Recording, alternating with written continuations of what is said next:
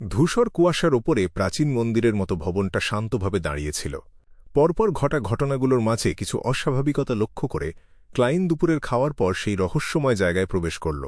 সে তার মনের একটা ধারণা যাচাই করে দেখতে চাইছিল। সে নিজের তৈরি করা একটা ফাউন্টেন পেন তুলে নিল। 2 সেকেন্ড থেমে সে লিখল, আমি সিল করা প্রত্নবস্তু 008-এর তৈরি করা একগুচ্ছ কাকতালীয় ঘটনার সাথে জড়িয়ে পড়েছি। গাঢ় লাল কলমটা নিচে রেখে ক্লাইন তার বাঁ হাতে রূপলি চেইনটা ধরল এবং তার ভাগ্য গণনা শুরু করল। অবশেষে সে তার চোখ খুলল আর তার থেকে কয়েক ইঞ্চি দূরের স্পিরিট পেন্ডুলামটার দিকে তাকাল। পোখরাজ পাথরের লকেটটা কোনো রকম না ঘুরে একদম স্থির হয়েছিল। এর মানে হল ভাগ্য গণনা ব্যর্থ হয়েছে। ভাগ্য গণনা সম্পূর্ণ করা যাচ্ছে না, হয়তো পর্যাপ্ত শর্ত পূরণ না হওয়ার কারণে, অথবা হতে পারে সিল করা প্রত্নবস্তু 008 এটাকে বাধা দিচ্ছে। দুটো ক্ষেত্রেই একই রকম ফলাফল হবে। ক্লাইন তার বাক্যটা পরিবর্তন করল এবং বিভিন্ন লক্ষ্যের দিকে এটা নির্দেশ করার চেষ্টা করল, কিন্তু তার সবগুলোই ব্যর্থ হল। সে আঙুল দিয়ে লম্বা ছোপ ছোপ দাগওয়ালা টেবিলের প্রান্তে টোকা দিল। আগামী পরশু তার রেড রোজ ম্যানরে যাওয়া উচিত কিনা তা নিয়ে সে দ্বিধায় ভুগছিল। যদি এসব বিষয়ে সাজানোর পেছনে সিল করা প্রত্নবস্তু 008 বা একই রকম কোনো ক্ষমতা না থাকে, তাহলে আমার হুট করে পালানোটা নিশ্চিতভাবেই অ্যাডেসাক অগাস্টাসের সন্দেহ বাড়াবে। না, আমার পালানোটা হয়তো সফল হবে না। অ্যাডেসাক অগাস্টাসের লোকেরা তো পাশেই থাকে। অবশ্য যেহেতু আমি ইতিমধ্যেই একজন ফেসলেস, তাই বাইরে গেলে পালানোর সুযোগ পাওয়া আমার জন্য খুব সহজ। কিন্তু এত দূর যাওয়ার কি কোনো দরকার আছে? আগামীকাল বিকেলে আমি অ্যাডেসাক অগাস্টাসের সাথে সততার সাথে দেখা করে এবং স্বাভাবিকভাবে মিশনটা বুঝিয়ে দিয়ে খুব বেশি মনোযোগ আকর্ষণ না করেই ব্যাকল্যান্ড ছাড়তে পারব। তিনি হয়তো আমার মতো একজন স্বাধীন বিয়ন্ডারকে খুব কঠিন কোনো কাজ করতে বাধ্য করবেন না। যদি সত্যিই সিল করা প্রত্নবস্তু 008-এর মতো কোনো সিল করা প্রত্নবস্তু বা ডেমিগড সাম্প্রতিক ঘটনাগুলোকে প্রভাবিত করে থাকে, তাহলে আমার অতীত অভিজ্ঞতা থেকে বলা যায় আমি হয়তো ভুল করে মঞ্চে প্রবেশ করা কোনো পার্শ্ব চরিত্র, যাকে এখনও ততটা গুরুত্ব দেওয়া হয়নি। এই অবস্থায় পালানোর মানে হল অন্যপক্ষকে বলা যে আমি তাদের উপস্থিতি টের পেয়েছি। আমি খুব ঝামেলার মানুষ। এভাবে আমার ফেসলেস ক্ষমতার ওপর নির্ভর করলেও যে আমি আমাকে ঘিরে থাকা মনোযোগ থেকে পালাতে পারব, তার কোনো নিশ্চয়তা নেই। সবচেয়ে ভালো উপায় হবে শান্তভাবে রেড রোজ ম্যানরে যাওয়া এবং মঞ্চ থেকে বের হওয়ার স্বাভাবিক প্রক্রিয়াগুলো অনুসরণ করা। নাটক শেষে সুন্দরভাবে মাথা নুইয়ে বিদায় নেওয়ার পর আমি সেই অজানা পক্ষের মনোযোগ থেকে আস্তে আস্তে হারিয়ে যাব। দুটো বিষয় মিলিয়ে ক্লাইন মোরেত্তি শেষ পর্যন্ত সিদ্ধান্ত নিল যে সে এমন ভান করবে যেন সে কিছুই আবিষ্কার করতে পারেনি এবং পরিকল্পনা অনুযায়ী ব্যাকল্যান্ড ত্যাগ করবে। ক্যাম্পসাইটের ক্যাম্পফায়ারটা জলজল করে জ্বলছিল। পুরোটা সময় ক্যাম্পসাইটের ভেতর কেউ না কেউ পাহারায় দাঁড়িয়েছিল। ডেরিক বার্গ নিজের শক্তি ফিরে পেতে একটা পাথরের পিলারে হেলান দিয়ে ঘুমিয়ে পড়ল। এই মুহূর্তে সে অসীম ধূসর সাদা কুয়াশা, মাঝখানে সবচেয়ে উঁচু জায়গায় রাখা একটা প্রাচীন চেয়ার, আর সেই চেয়ারে বসা উদাসীন আকৃতির মানুষটাকে নিয়ে স্বপ্ন দেখছিল, যে কিনা সবকিছুর ওপর নজর রাখছিল। মিস্টার ফুল। ডেরিক মনে মনে নামটা জপ করার মতো করে উচ্চারণ করল। এরপর সে ফুলের কণ্ঠস্বর শুনতে পেল, সভার জন্য প্রস্তুত হও। হ্যাঁ, মিস্টার ফুল। ডেরিক বার্গ নীরবে উত্তর দিল এবং নিজের হৃদস্পন্দন গুনতে শুরু করল। তার চোখ একবারের জন্য খুলল না, যেন এইমাত্র যা ঘটল তা শুধুই একটা স্বপ্নের শুরু। আমাদের রওনা হওয়ার আগে এখনও বেশ কিছুটা সময় বাকি আছে। ট্যাট গ্যাদারিংয়ে যোগ দেওয়ার মতো যথেষ্ট সময় আছে। সে স্বস্তির সাথে ভাবল। সে প্রথমে ভেবেছিল যে অনুসন্ধানকারী দলে যোগ দেওয়ার কারণে সে এই সভাটা মিস করবে। 1000 হৃদস্পন্দনের পর ডেরিক বার্গ আরও কিছুক্ষণ অপেক্ষা করার পর অনুভব করল যে সে সেই শান্ত আর স্নিগ্ধ পবিত্র হলঘরে প্রবেশ করছে। চোখ খোলার মুহূর্তেই তার মনের ভেতর দৃশ্যগুলো ঝলসে উঠল। মনে হল যেন কোনো বাইরের শক্তি মুহূর্তের মধ্যে তার হারিয়ে যাওয়া সমস্ত স্মৃতি তার মাথায় আবার ঢুকিয়ে দিয়েছে। দৃশ্যগুলো ছিল ভেঙে পড়া শহরের দেয়াল, সাদা আর নীল রঙের ছক্কাটা দালানকোঠা, সিটি অফ সিলভারের মতো একই রকম স্থাপত্যের ফলেন ক্রিয়েটরের মন্দির, দেয়ালে আঁকা ছবিগুলোতে আসন্ন ধ্বংসযজ্ঞ এবং 6 মহান দুষ্ট দেবতার হাত থেকে বেঁচে থাকা মানুষদের ফলেন ক্রিয়েটরের রক্ষার কথা বিস্তারিত বলা ছিল। সেই সাথে ছিল সুন্দর কিন্তু বিপজ্জনক মাংস ও চুলের মাশরুম, আর জ্যাক, সেই অজানা পরিচয়ের অদ্ভুত ফ্যাকাশে হলুদ চুলের ছেলেটা। এই ধরনের দৃশ্যগুলো বারবার মোট 5 বার রিপিট হয়েছিল, কিন্তু প্রতিবারই বিস্তারিত বর্ণনায় একটুখানি পার্থক্য ছিল। প্রথমবার ফলেন ক্রিয়েটরের মন্দিরের বাইরে পশুর চামড়ার তৈরি সব লণ্ঠন নিভে গিয়েছিল, যা প্রায় একটা বড় বিপদ ঘটিয়ে ফেলেছিল। দ্বিতীয়বার কেউ একজন নিজের ওপর নিয়ন্ত্রণ হারিয়ে প্রায় একটা মাশরুম গিলে ফেলেছিল। ভাগ্যিস ডেমন হান্টার কলিন সময় মতো তাকে থামিয়েছিল।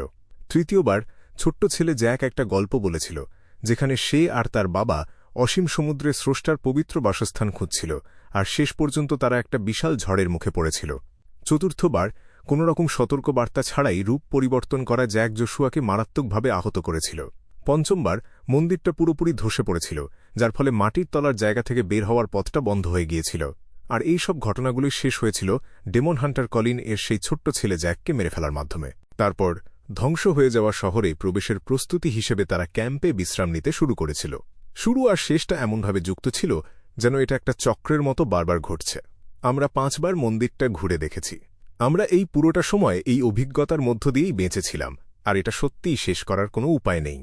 ডেরিক বার্গ তার এই হঠাৎ পাওয়া নতুন স্মৃতিগুলো যত বেশি বুঝতে পারছিল, সে তত বেশি ভয় পাচ্ছিল আর আতঙ্কিত হয়ে পড়ছিল। লম্বা ব্রাউন্স টেবিলের অন্য পাশে বসা অড্রে হল ভেবেছিল সে রোজকার মতো খুশি আর হালকা গলায় মিস্টার ফুল আর অন্যদের শুভেচ্ছা জানাবে। কিন্তু যখন সে ওদিকে তাকাল, সে সাথে সাথেই বুঝতে পারল যে লিটল সানের মেজাজটা ঠিক নেই। সে সাথে সাথে জিজ্ঞেস করল, মিস্টার সান, কিছু কি হয়েছে? ট্রু মানে ফলেন ক্রিয়েটরের মন্দিরে অনুসন্ধান কি ঠিকমতো হয়নি?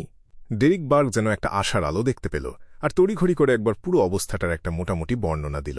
বলা শেষ করে সে বলল, মহামান্য যখন সেই ছোট্ট ছেলেটাকে সামলাল, এরপর আমরা সবাই চোখ বন্ধ করলাম আর শহরের বাইরে ক্যাম্পে জেগে উঠলাম নতুন করে আবার অনুসন্ধান শুরু করার প্রস্তুতি নিয়ে। আমাদের আর আগের কোনো স্মৃতিই ছিল না। এই প্রক্রিয়াটা 5 বার রিপিট হয়েছে, শুধু ভেতরের খুঁটিনাটি বিষয়গুলো একটু আলাদা ছিল। যদি মিস্টার ফুল আমাকে এ বিষয়ে সতর্ক না করতেন, তাহলে আমি হয়তো জানতেই পারতাম না যে আমি এই পুরোটা সময় একটা বারবার ফিরে আসা জীবনের মধ্য দিয়ে যাচ্ছি। সে নিশ্চিতভাবে ধরে নিল যে ধূসর কুয়াশার ওপরে আসার পর তার এই বাড়তি স্মৃতিগুলো আসলে মিস্টার ফুলের মনে করিয়ে দেওয়ারই ফল। সে উঠে দাঁড়াল এবং লম্বা ব্রোঞ্জ টেবিলের মাথায় বসে থাকা অস্পষ্ট আকৃতিটাকে একটা গম্ভীর স্যালুট দিল। তোমার বর্ণনা শোনার পরই আমি অবস্থাটা বুঝতে পারলাম। ক্লাইন মোরেত্তি তখনও ঘোরের মধ্যে ছিল। সে তার আগের বসার ভঙ্গিটাই ধরে রাখল এবং উত্তরে হালকা করে মাথা নাড়াল। যেখানে কারণগুলো অজানা, এমন একটা অবস্থায় একজন ঊর্ধ্বতন এত সহজে তার মতামত প্রকাশ করবে না, তাই আমি হুট করে মুখ খুলতে পারি না। ক্লাইন মনে মনে তার আগের জীবনের কিবোর্ড ওয়ারিয়ার হিসেবে শেখা বিষয়গুলো একটু ঝালিয়ে নিল। মিস্টার ফুলকে একটা শান্ত প্রাচীন দেয়ালের মতো দেখে ডেরিক বার্গ বেশ স্বস্তি পেল এবং তার মনে হল শেষ পর্যন্ত হয়তো সমস্যাটার সমাধান হয়ে যাবে। সে Alger Wilson, the world, justice আর দ্য ম্যাজিশিয়ানের দিকে ফিরে তাকাল এবং আন্তরিকভাবে জিজ্ঞেস করল, তোমরা কি সমস্যার মূল কারণটা জানো? এর সমাধান কিভাবে হতে পারে? উৎসাহী অড্রে হল নিজের অজান্তেই উত্তর দিতে চাইল, কিন্তু সে দেখল তার কাছে কোনো সূত্র বা অনুমানও নেই। ফোর্স ওয়ালের অবস্থাও তারই মতো ছিল।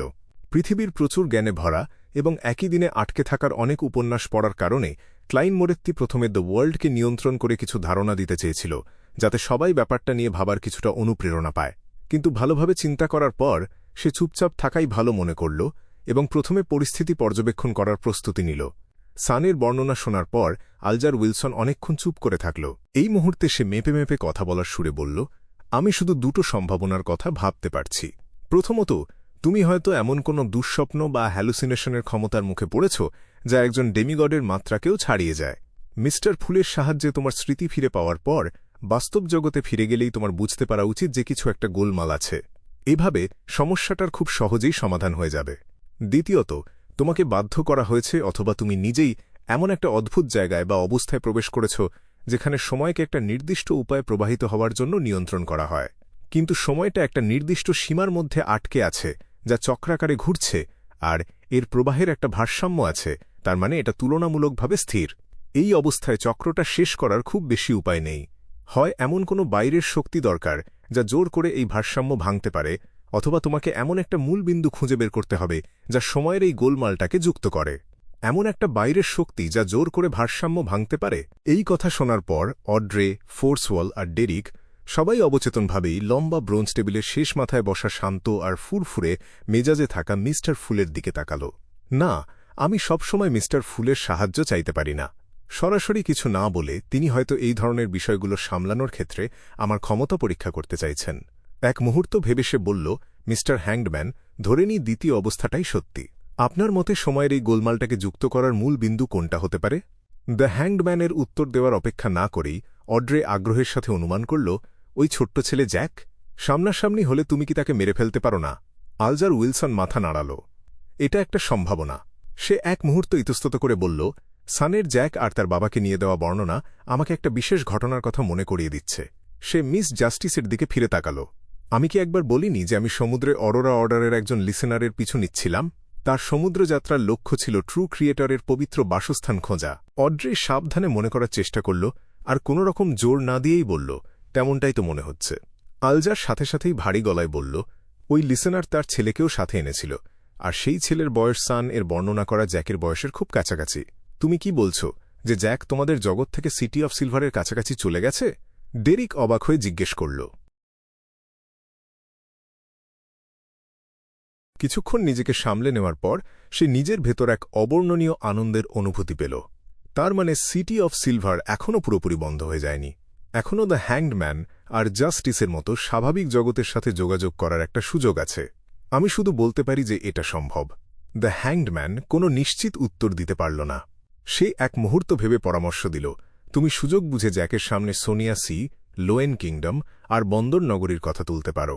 হয়তো কোনো আলাদা প্রতিক্রিয়া পাওয়া যেতে পারে, তবে অবশ্যই তোমাদের সিটি অফ সিলভারের চিফের সামনে যতটা সম্ভব এটা এড়িয়ে চলার চেষ্টা করবে। এছাড়া মূল বিন্দুটা যে জ্যাকের কাছেই আছে এমনটা জরুরি নয়। আমাদের অন্য সম্ভাবনাগুলোও ভেবে দেখতে হবে। তোমার উচিত আমাদের বিস্তারিত জানানো, যেমন ওই দেয়ালচিত্রের খুঁটিনাটি, আর হয়তো আমরা দরকারি কিছু একটা খুঁজে পেতে পারি।